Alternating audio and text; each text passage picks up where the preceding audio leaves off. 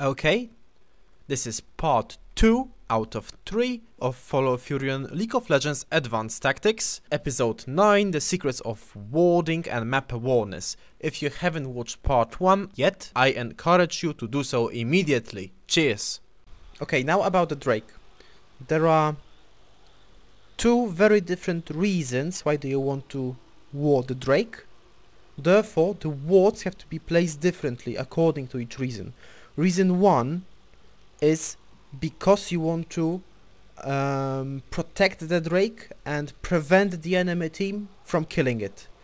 In this case, it is, in my opinion, best to place a ward like here. Now, what does this ward tell you? It not only tells you the vision of the Drake, but tells you about the jungler movement from this direction and this direction. The only way in which the jungler can go undetected to the bottom lane is through this path. Now the different story is when your team wants to do the Drake safely, that is, you don't want enemies to interrupt you, or at least have a vision of them in advance. The enemies may come from this side, or this side. There is no real need to ward the bottom lane, since there is much of an open space in there. You want to ward in a position where bushes block your vision. In my opinion, it is best to ward the Drake in two spots if you want to do it. You can ward like here. Your turret has been destroyed. Okay, now what does this ward tell you?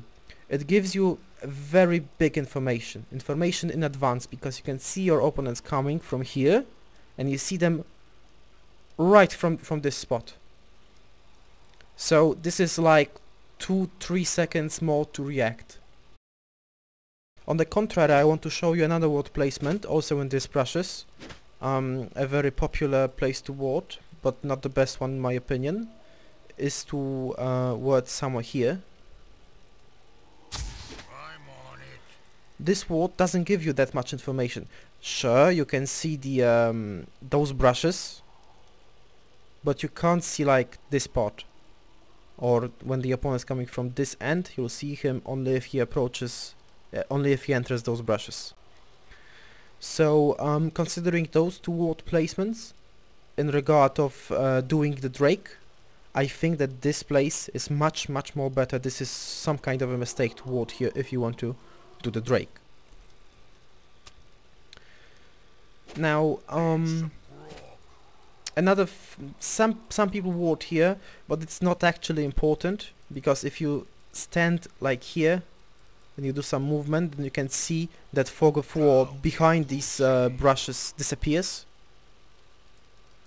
So I can know when the opponent enters those brushes. When I'm attacking the Drake, I'm fighting here.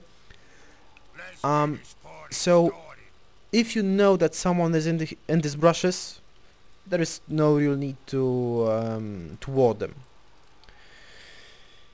Okay, another ward complementary to doing the Drake, I think, is somewhere from here to here. Now let's analyze this position.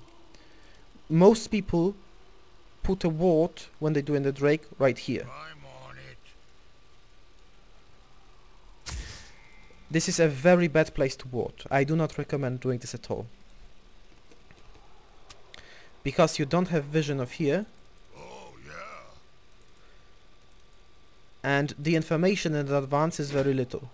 If you think of a ward about that it gives you a vision in the shape of a circle, it gives you that much vision. Yeah, I'm pointing this circle right now.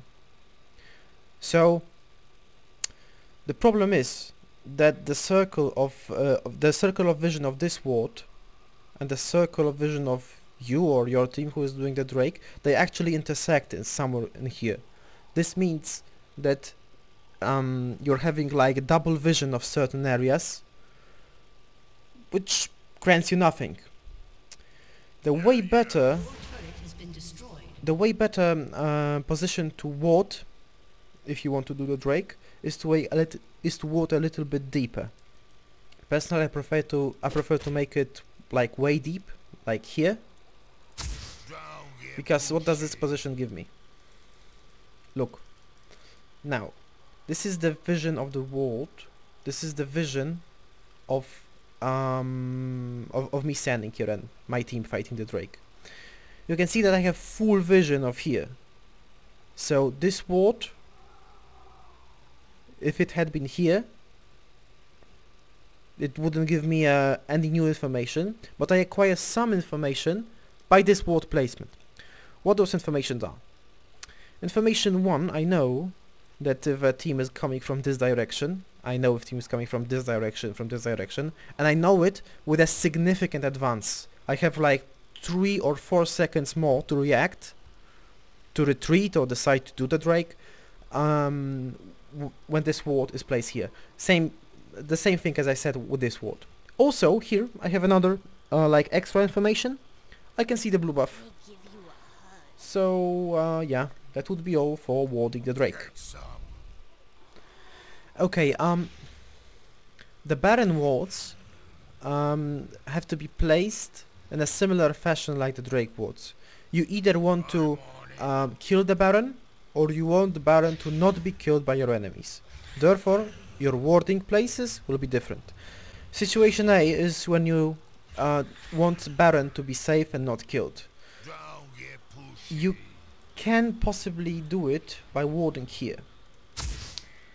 But what's the difference between those two locations? Like, why this position is for warding the Drake is good, and this position for warding the Baron in order to not get it killed is not that great. Let me explain you. The Baron spawns at 15 minutes, and the Drake is like, I don't know, 3 minutes in.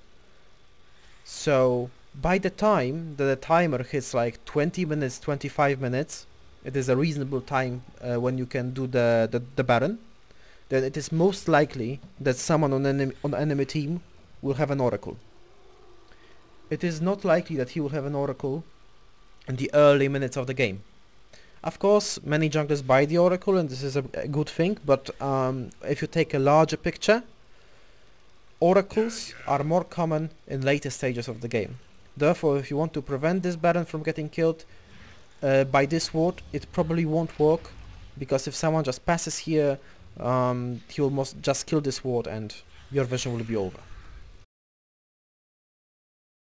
This is why many people, when they ward the Baron, they do this like in this area. Now, what's the difference between those spots? Of course, it doesn't grant you the vision of the jungler, or anyone actually at this stage of the game, passing here. But it's not important. If someone passes here, he doesn't see this ward. So you still have vision of Baron. Yeah, so in the later stages of the game, if someone has an Oracle, I recommend warding the Baron in this spot, not in this spot, because this ward, as I said before, will be destroyed pretty quickly. This is the end of part 2 out of 3. I invite you to watch part 3. Cheers!